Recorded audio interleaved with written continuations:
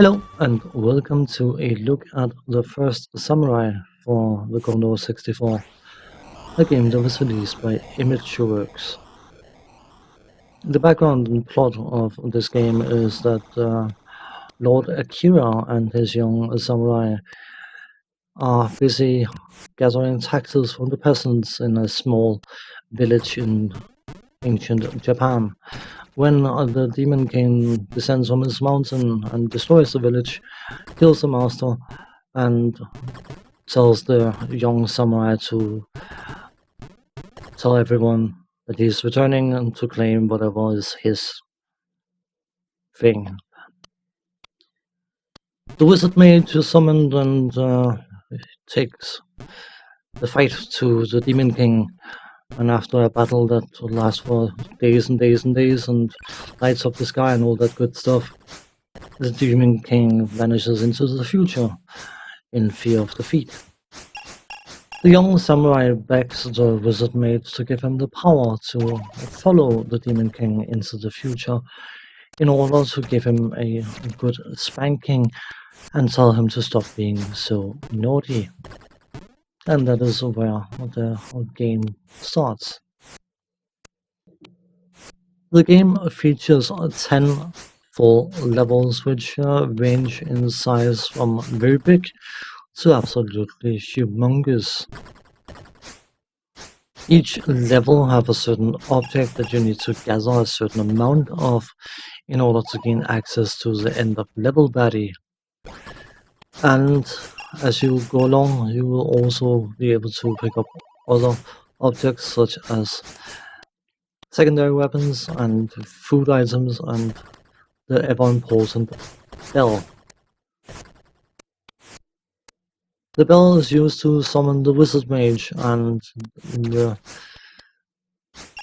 process of progressing through the level, you will from time to time bump into obstacles that you can't possibly pass by your own means, and that means usually that finding a bell and giving it a good ringing will summon the wizard mage and he will get rid of the obstacle for you. The game hints at that by having his face pop up briefly, so you can tell that you can summon the wizard mage in this section you're currently in order to get his help. The wizard mage is also required to be summoned towards the end of the level in order to gain access to the end of level baddie. Beyond the sheer size of the game, the main mechanic is the interaction between the samurai and his sword. When you start the game, you are fighting unarmed and have to punch and kick enemies in order to kill them so they release their magical energy. Once you have gathered a certain amount of magical energy, you can summon your sword, and as long as the sword is charged up, it will be retained. You use the sword's magic in order to recharge respawn pods that you will come across, and not only are they respawn pods, but you can also find potions that will teleport you back to the latest pod you charged up. But beyond that, the sword also works as a sort of cheat death mechanic. If the hero takes excessive amounts of damage, the sword will sacrifice itself in order to restore a bit of the hero's health, which of course will leave him unarmed until he has killed enough enemies to resummon the sword, and so on.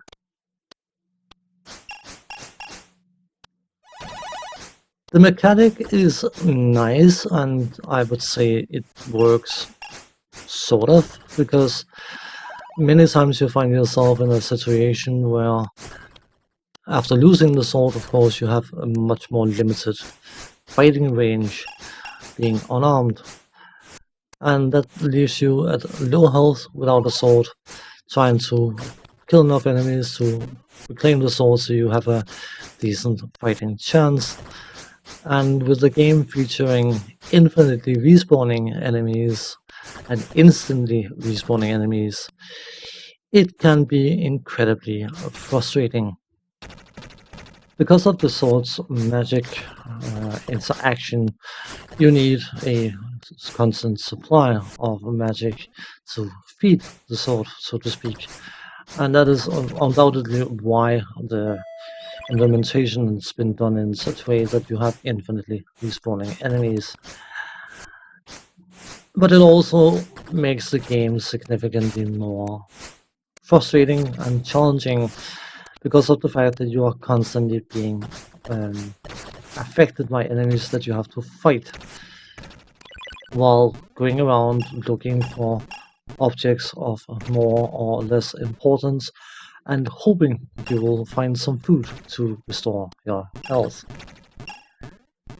And in that regard, I will say that I personally have always found that the amount of food you find compared to the size of the levels is slightly off. From a technical point of view, graphically, this game is rather impressive. The quality of the graphics is surprisingly high, especially when you consider the size of the different levels, and the amount of animation used for the main character is distinctively high for a game of this type, and of course for the Commodore 64. And that is not a knock against the Commodore 64, it's just a lot of developers didn't seem to really want to put the effort into it. The title music, certain people find it distinctively epic. I find it distinctively decent. Sound effects, considering there's no in-game music, the soundscape is carried by the sound effects alone. And while some of them are very, very nice, specifically the sound of the sword slashing, I personally feel that the sound effects needs to be more dramatic, more distinct in order to carry the soundscape. The controls are what you would hope them to be: left to move left, right to move right, up to jump, down to duck, and fire button pressed, and move the joystick in various different directions to do various different types of attacks, which of course will be different whether you have a sword equipped or not.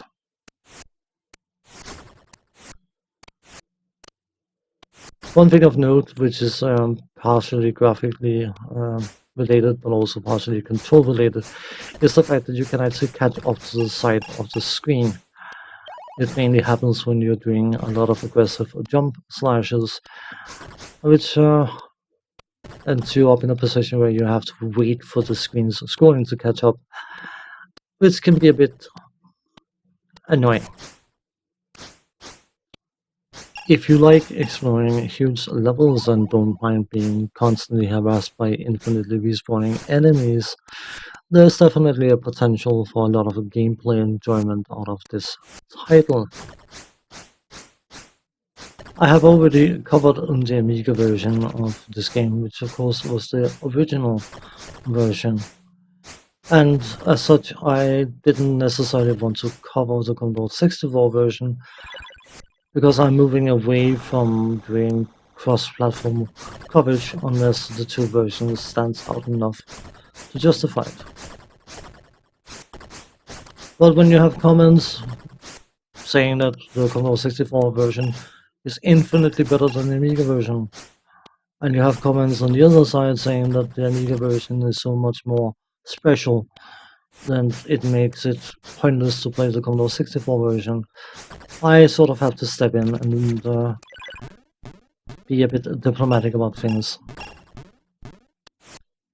If you have the ability to treat the different systems as unique entities and not doing cross comparisons and one-to-one measurements, this version is on its own 2 feet, perfectly playable and perfectly enjoyable, of course assuming that you like the style of game. On that note, thanks for watching and take care. See you next time. Bye bye for now.